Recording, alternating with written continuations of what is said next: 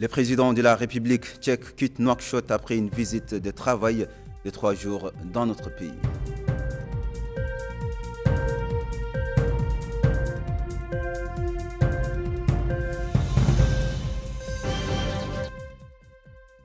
Nouakchott accueille une rencontre régionale sur la préservation du savoir et du savoir-faire liés à l'artisanat.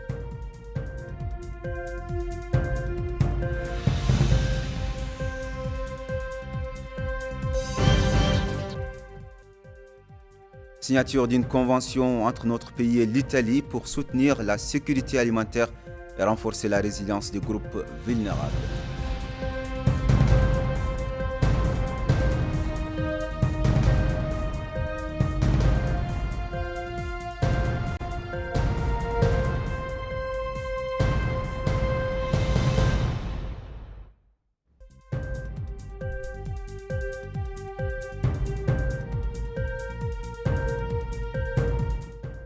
Mesdames et messieurs, bonsoir, bienvenue et merci de vous joindre à nous pour cette nouvelle édition.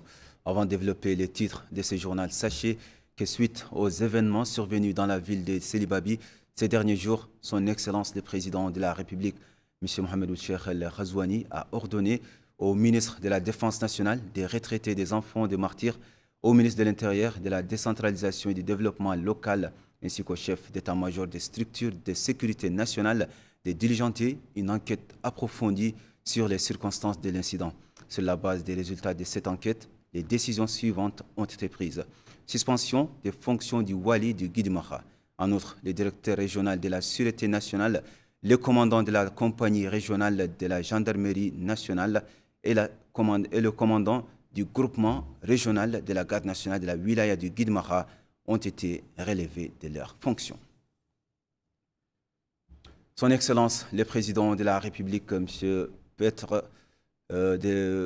Excellence, le Président de la République tchèque, M. Petr Pavel, a quitté la capitale Nouakchott ce matin après une visite de travail de 3 jours dans notre pays. L'hôte de marque tchèque a été salué à l'aéroport international de Nouakchott par Son Excellence, le Premier ministre Mukhtar Ould-Cheikh, le ministre chargé du secrétariat général du gouvernement, M. Mukhtar El-Hussein Lam, le ministre de la Justice, M. Mohamed Mahmoud Ould-Cheikh Abdullah Ibn Baya, le ministre de la Défense, des retraités, des enfants, des martyrs, Hanana Ould Sidi, le ministre de l'Intérieur, de la promotion, de la décentralisation et du développement local, M. Mohamed Ahmed Ould Mohamed Lemine, et le directeur de cabinet du Premier ministre, Cheikh Ould Zeidan. Le président tchèque a également été salué par l'ambassadeur de Mauritanie en République tchèque, le Wali de Nouakchott-Ouest, la présidente de la région de Nouakchott et le directeur du département Europe du ministère des Affaires étrangères, de la coopération africaine et des Mauritaniens de l'étranger. Nouakchott a abrité aujourd'hui une rencontre régionale sur la sauvegarde des savoirs et des savoir-faire liés à l'artisanat. Cette rencontre régionale de 3 jours abordera la protection des métiers traditionnels menacés dans les pays du Maghreb, en plus des présentations par des professionnels de l'artisanat. Les détails avec Aminata Khan. Faire l'état des lieux du savoir-faire lié à l'artisanat dans les pays du Maghreb tout en analysant les causes de la perte de certains savoir-faire, souvent à cause de facteurs tels que la recherche de rentabilité à court terme, mais aussi inviter les participants à mettre en lumière des stratégies et projets pour les pays en rapport avec les nouvelles technologies pour la conservation du savoir-faire. C'est la quintessence de cette réunion régionale axée sur la sauvegarde des savoir-faire liés à l'artisanat. Présent à la rencontre, le ministre de la Formation professionnel de l'artisanat et des métiers, Mohamed Melainin Ould-Cheikh, a d'emblée indiqué que son département met l'accent sur le savoir-faire et la sauvegarde du patrimoine et que les politiques du gouvernement s'orientent vers la sauvegarde du patrimoine immatériel mauritanien. Il a indiqué que pour ce faire, le ministère a mis en place plusieurs stratégies pour permettre de faire l'état des lieux et perspectives de sauvegarde des éléments du patrimoine culturel immatériel chez nous. Lui succédant son homologue de la culture, des arts, de la communication et des relations avec le Parlement, porte-parole du gouvernement, Hussein Ould Mehdou, s'est longuement étalé sur l'histoire de notre patrimoine, mais aussi sur l'importance de la sauvegarde de cette dernière, indiquant que les pays du Maghreb ont un patrimoine culturel et un cadre juridique qu'ils doivent protéger car leur savoir-faire représente l'identité des peuples dont il est essentiel de conserver. Il a indiqué que le patrimoine culturel, qu'il s'agisse des traditions orales ou des pratiques sociales et rituels techniques artisanales, sont essentiels pour la diversité, mais aussi pour les générations futures. Lui succédant le secrétaire général de la Commission nationale mauritanienne pour l'éducation, la science et la culture et le représentant de l'UNESCO pour le Maghreb ont abondé dans le même sens, indiquant que les discussions et échanges permettront de sortir avec des stratégies à même de permettre la sauvegarde des savoirs et des savoir-faire liés à l'artisanat dans les pays du Maghreb. Le représentant de l'UNESCO s'est exprimé, il a déclaré en substance. À l'ère de la mondialisation et de l'uniformisation, ces savoir-faire ancestraux risquent de se dissiper comme des poussières de vent, emportées par les vagues de la modernité qui balayent les traditions. Le progrès, ce qu'on appelle le progrès dans sa forme la plus impitoyable, semble parfois oublier les trésors immatériels qui nous relient justement à notre identité profonde. L'artisanat est menacé, encore une fois, à travers le monde et dans la région aussi, par l'industrialisation, les changements économiques soudains et une société qui se précipite vers le futur en laissant trop souvent derrière elle des trésors irremplaçables. C'est ici que la Convention de 2003 de l'UNESCO pour la sauvegarde du patrimoine culturel immatériel prend toute sa dimension. Adoptée, vous le savez, il y a plus de 20 ans maintenant, cette convention incarne notre engagement commun à protéger non seulement les objets, les espaces culturels, mais aussi justement les pratiques vivantes, les savoirs, les rituels et les compétences qui définissent l'âme de nos sociétés. Elle est le pont entre le passé et l'avenir, un appel aussi à la solidarité internationale pour préserver la diversité culturelle de l'humanité. Il est qu'à noter qu'au cours de ces 2 jours, plusieurs exposés seront présentés se rapportant au patrimoine culturel immatériel, mais aussi des présentations liées sur les professionnels de l'artisanat, ainsi que des stratégies et politiques de sauvegarde des savoirs et des savoir-faire liés à l'artisanat. Le ministre de la Culture, des Arts, de la Communication et des Relations avec le Parlement, porte-parole du gouvernement, a supervisé aujourd'hui l'ouverture d'un atelier consultatif sur les arts plastiques. Cet atelier est organisé par la Commission nationale pour l'éducation, la culture et la science dans le cadre des efforts de promotion des arts visuels. Récit de Bokarwa là-bas. L'objectif de la rencontre est d'identifier les pistes à même de promouvoir davantage les arts plastiques dans notre pays. Et à cette occasion, le ministre de la Culture, des Arts, de la Communication et des Relations avec le Parlement, porte-parole du gouvernement, Hussein Ould Mehdou, a souligné la place qu'occupent les arts plastiques dans les efforts du gouvernement à travers le département de la culture, qui ne ménage aucun effort pour soutenir toutes les initiatives de nature à promouvoir le patrimoine artistique national. Et les arts plastiques en font partie. En d'autres termes, des initiatives visant à enrichir la scène culturelle, notamment le domaine des arts plastiques. De son côté, le secrétaire général de la Commission nationale pour l'éducation, la culture et les sciences, Mohamed Sidi Abdallahi, a souligné que la tenue de cette rencontre s'inscrit dans le cadre de la promotion de l'art plastique, rappelant les efforts déployés par la Commission dans le but de contribuer au développement des arts plastiques. D'autres personnalités se sont relayées pour souligner l'importance des arts plastiques et le grand savoir-faire et l'expertise des artistes plasticiens mauritaniens. Les compétences sont là, le talent est là. De jeunes artistes émergent, mais ils ont besoin de soutien pour arriver à se maintenir et à vivre de leur art. Son Excellence, Monsieur le ministre, a reçu la CACM, la Coordination des acteurs culturels de Mauritanie. Vous avez promis aux artistes que vous allez faire de votre mieux pour rendre le secteur des arts plastiques plus attrayant, un secteur au service du développement où nos filles et garçons vivront pleinement de leur art. Nous avons besoin juste de reconnaissance, d'être écoutés, pour qu'enfin la Mauritanie, comme partout dans le monde, les arts plastiques contemporains retrouvent sa place qui lui revient. Au terme des allocutions, la délégation a visité l'exposition organisée pour la circonstance. Sur place, elle a été édifiée sur les principaux défis auxquels font face les artistes plasticiens mauritaniens. La commissaire à la sécurité alimentaire, Mme Fatoumata Khatri, a procédé ce mardi à Nouakchott en compagnie de l'ambassadrice de la République italienne auprès de notre pays, son Excellence Mme Laura Botta, à la signature d'une convention pour un projet d'appui à la résilience alimentaire dans le cadre de l'Est, dans le centre et l'Est de la Mauritanie, financé par la coopération italienne. Les détails avec Aminata Khan. Signature d'un accord d'appui à la résilience alimentaire dans les deux Hauts, la Saba et le Tagan, par le commissariat à la sécurité alimentaire et la coopération italienne. Présente à la rencontre, la commissaire à la sécurité alimentaire, Mme Fatoumata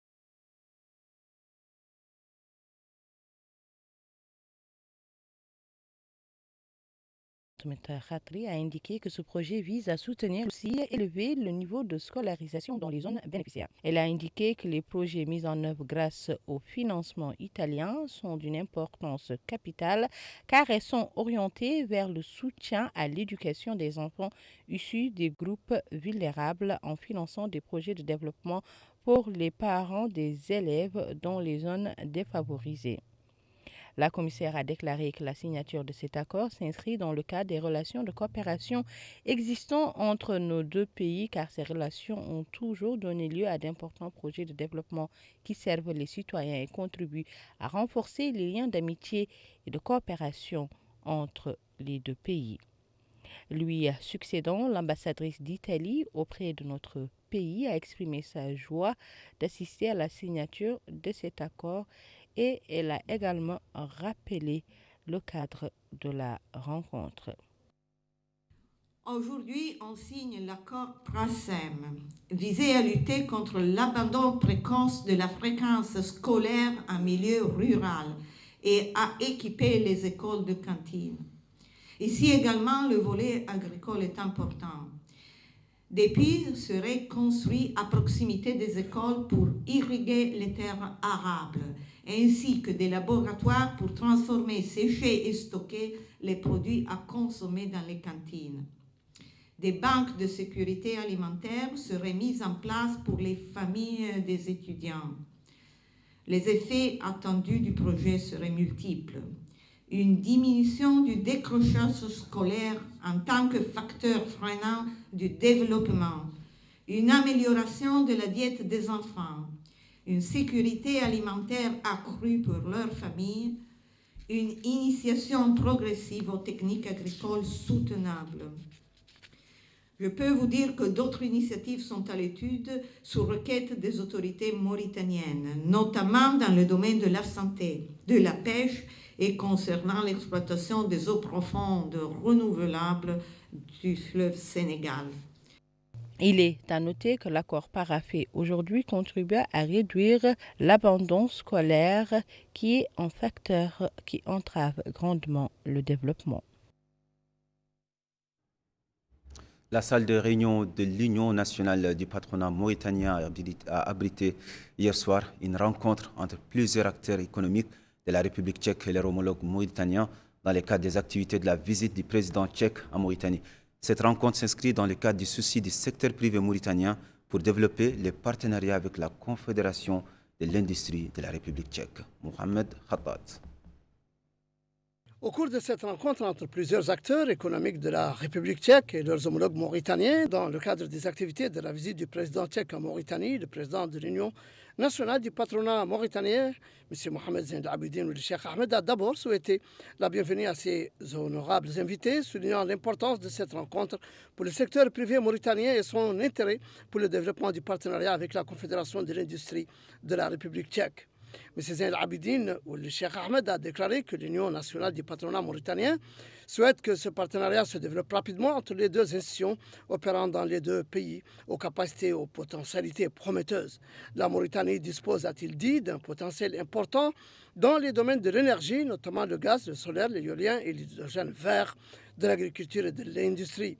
Notre pays, poursuit-il, est un point de rencontre naturel entre l'Afrique de l'Ouest et le Maghreb, ce qui en fait un lieu stratégique pour le commerce et l'investissement. Le président du patronat mauritanien a souligné l'intérêt personnel et continu de son Excellence, le président de la République, M. Mohamed El Cheikh Al-Qazouani, pour la stimulation de l'investissement dans notre pays qui se manifeste clairement par sa présidence active chaque année du Conseil supérieur de l'investissement. Ce geste politique fort traduit une volonté claire au plus haut niveau de l'État de faire de l'investissement, tant local qu'étranger, un levier stratégique du développement économique. De son côté, son Excellence l'ambassadeur de Mauritanie en République tchèque, Dr Kan Boubacar, a indiqué. Aujourd'hui, nous voyons arriver la personnalité politique la plus importante de la République tchèque, qui est le président, accompagné d'une forte délégation d'entrepreneurs. Et nous pensons qu'une coopération ne peut pas être juste une coopération, ne peut pas être complète s'il n'y a pas de secteur privé introduit dans cette coopération. Et je remercie le fait que notre patronat réponde assez rapidement et que le patronat tchèque puisse aussi répondre assez rapidement pour que nous puissions avancer rapidement. Tout ce que je souhaite, c'est que cette coopération se fasse dans les meilleurs délais et la signature ce matin du protocole d'accord est une feuille de route et pourra nous faire avancer assez rapidement. À son tour, le vice-président de la Confédération de l'industrie de la République tchèque, M. Radek Spikar, a indiqué qu'il est venu en Mauritanie avec le président tchèque accompagné d'un groupe d'acteurs économiques de la République tchèque travaillant dans divers domaines qui sont prêts à travailler avec leurs homologues mauritaniens pour faire avancer les relations entre les deux pays. Il s'est félicité de la signature d'un protocole d'accord de coopération et de partenariat d'affaires entre les secteurs privés des deux pays qui couvrent les domaines du commerce, de l'investissement, de la formation, du transfert de technologies et de l'échange d'expertise. C'est dire que cette rencontre augure d'un avenir radieux entre les membres de la Confédération tchèque de l'industrie et leurs homologues de l'Union nationale du patronat mauritanien afin d'explorer les possibilités d'établir des liens de partenariat susceptibles d'évoluer vers des domaines plus larges tels que la création de partenariats ou d'autres accords. Nous ouvrons une page de santé avec cette activité du ministre de la Santé, M. Abdullahi Wadi, qui a donné aujourd'hui à Nouakchott le coup d'envoi d'un atelier consacré à la discussion du projet Zéro VIH que le ministère entend lancer pour éradiquer cette maladie dans notre pays. Les participants à cet atelier, organisé conjointement par le ministère de la Santé et le projet Expertise française, prendront connaissance des mesures adaptées par ce projet qui vise à contribuer à la triple élimination de la transmission verticale du VIH, de la syphilis et de l'hépatite B en Mauritanie, en particulier dans les régions d'Assaba et de Nouakchott. Maïmounalou. Cet atelier vise à contribuer à la triple élimination de la transmission verticale du VIH, de la syphilis et de l'hépatite B en Mauritanie. Il est organisé conjointement par le ministère de la Santé et le projet Expertise française. Dans son allocution, la secrétaire générale du ministère de la Santé, Alia Yahya Menkous, a indiqué que cet atelier constitue le lancement officiel du projet Éradication du virus du sida pour sauver la vie des enfants et des mères en Mauritanie. Elle a souligné qu'il s'agit d'un projet qui représente le fruit d'efforts bienveillants de divers bords organisés en un seul volet visant l'éradication définitive dans notre pays du sida et la prise des mesures nécessaires pour protéger les mères et les enfants. Ali Yahya Menkous soutient que ce projet est au cœur du plan stratégique du développement de la santé émanant du programme électoral du président de la République, M. Mohamed El Cheikh Al-Qazouani, qui met la santé de la nation en particulier les enfants au premier plan. La secrétaire générale a déclaré que cette rencontre sera l'occasion de délibérer sur les enseignements et les conclusions tirées de la mise en œuvre du projet de l'initiative d'expertise française qui porte sur l'intégration des services de santé sexuelle et reproductive pour renforcer la lutte contre le VIH, la tuberculose, le paludisme, soulignant que la rencontre comprend également l'organisation de tables rondes de réflexion et d'échange de vision entre les différents acteurs du secteur de la santé sur les moyens les plus efficaces pour accroître l'efficience des efforts dans le secteur et d'en renforcer l'impact. De son côté, l'ambassadeur de France en Mauritanie, son Excellence Alexandre Garcia, a mis l'accent sur l'engagement de son pays vis-à-vis de cette coopération. La France reste fidèle à son engagement en faveur de la santé mondiale et auprès de la Mauritanie en tant que partenaire fiable et solidaire. La santé des mères et des enfants fait partie pour nous aussi des priorités de notre stratégie en santé mondiale 2023-2027. Alors, ce projet n'est pas seul, mais il vient compléter un dispositif dont chacune des composantes apporte une pierre à l'édifice final et aux ambitions conjointes avec le ministère de la Santé. Au total, nous estimons à 12 millions d'euros les investissements français dans le domaine de la santé en Mauritanie en 2024. Quant à la représentante de l'initiative expertise française, Sahara Pezo-Caro, a mis en exergue la stratégie à adopter. Notre approche vise à renforcer l'offre de soins en santé reproductive et maternelle à travers un appui aux formations sanitaires et aux écoles de santé, tout en consolidant les capacités des professionnels de santé et en soutenant une gouvernance efficace au niveau national et régional. Et ce travail est réalisé avec des organisations de la société civile, comme j'ai mentionné tout à l'heure, SOS Péréducateurs, Organisation de la société civile mauritanienne, et Santé Sud, ONG internationale française.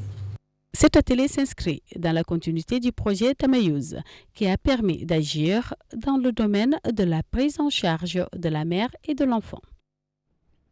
Nous restons sur cette page santé pour évoquer deux autres activités que nous résume Bokar Baylaba, dont la première concerne la signature de deux annexes de convention entre la Caisse nationale d'assurance maladie, CNAM, et la Délégation générale à la lutte à la solidarité nationale et à la lutte contre l'exclusion Tazour, visant à renforcer l'accès aux services d'assurance maladie des groupes vulnérables et des personnes affiliées aux registres sociaux de Tazour. Quant à l'autre activité, c'est la signature d'un protocole d'accord et de partenariat entre le ministère de la Santé et le ministère de l'Autonomisation des jeunes, de l'emploi, des sports et du service civique à travers le programme national d'éducation pour la santé et le programme national de volontariat Notre Patrie, visant à mobiliser des volontaires pour répondre aux besoins de prévention en matière de santé. Les récits de Bokar Baylaba. L'accord de partenariat signé entre le programme national de volontariat Watanouna et le programme national d'éducation à la santé vise à équiper les bénévoles de la fonction publique dans la diffusion de la culture de la santé grâce à une formation technique, renforçant ainsi la participation des jeunes au service communautaire. La coordinatrice générale du programme de l'éducation à la santé, Mme Ouhida Alioune, a souligné l'importance de cette initiative dans la formation et l'encadrement des jeunes, insistant sur le caractère inclusif de la mise en œuvre en tenant compte des personnes aux besoins spécifiques. De son côté, le coordinateur général du programme Watanouna, Ahmed Abdelrahman, a indiqué que ce partenariat incarne la vision du président de la République et permettra l'implication d'un grand nombre de jeunes dans les domaines de l'éducation à la santé. Autre accord de partenariat, il est signé entre le ministère de la Santé, Tazour et la Caisse nationale d'assurance maladie. Il intervient dans le cadre de la poursuite de la mise en œuvre des hautes instructions du président de la République pour étendre l'assurance maladie à tous les citoyens et améliorer la qualité des services de santé sur l'ensemble du territoire national. Et à cette occasion, le directeur général de la CNAM, Mohamed Mahmoud Jaafar, a renouvelé l'engagement de la Caisse à continuer à accompagner et stimuler les efforts du gouvernement pour atteindre l'objectif stratégique de la couverture sanitaire universelle. Le secrétaire général de Tazour, Sadioul Sidi Mohamed, a lui aussi mis en exergue la portée de ce partenariat qui permettra aux bénéficiaires d'avoir des services de la CNAM dans l'efficacité et dans la célérité. Le bureau en charge de la communication de la présidence de la République vient de faire paraître un livre-album intitulé « Sur les traces des pères fondateurs au service des peuples du continent, 1001 photos et images ». Cet ouvrage documente d'une manière exhaustive les activités de son Excellence, le président de la République, Mohamed Ould-Cheikh El-Ghazouani, durant sa présidence tournante de l'Union africaine pour 2024-2025. Le livre « 1001 images » met en lumière toutes les activités de son Excellence, le président de la République durant ce mandat, en fournissant un résumé de chaque activité séparément, en précisant son époque, son lieu et son contexte. Le livre, qui contient plus de 300 pages, grand format en couleur, a été publié en 3 langues, arabe, français et anglais. Il documente une époque lumineuse de la diplomatie de notre pays. C'est aussi un témoignage vivant d'une période riche en événements qui sera immortalisé par des générations d'Africains et restera dans l'histoire.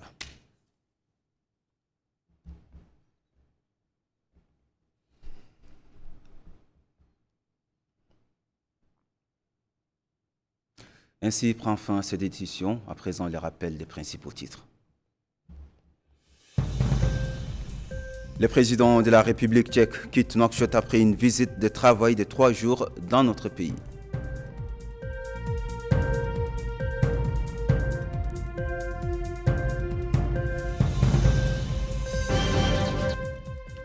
Nouakchott accueille une rencontre régionale sur la préservation du savoir et du savoir-faire liés à l'artisanat.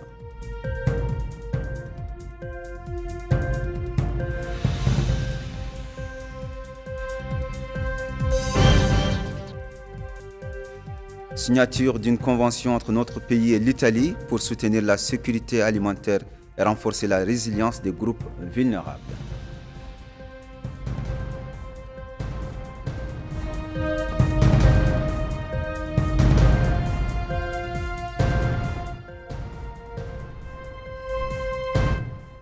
Mesdames, Mesdemoiselles, Messieurs, merci de nous avoir suivis. Merci de votre fidélité. Restez avec nous pour la suite de vos programmes préférés sur El Mauritania et bonsoir.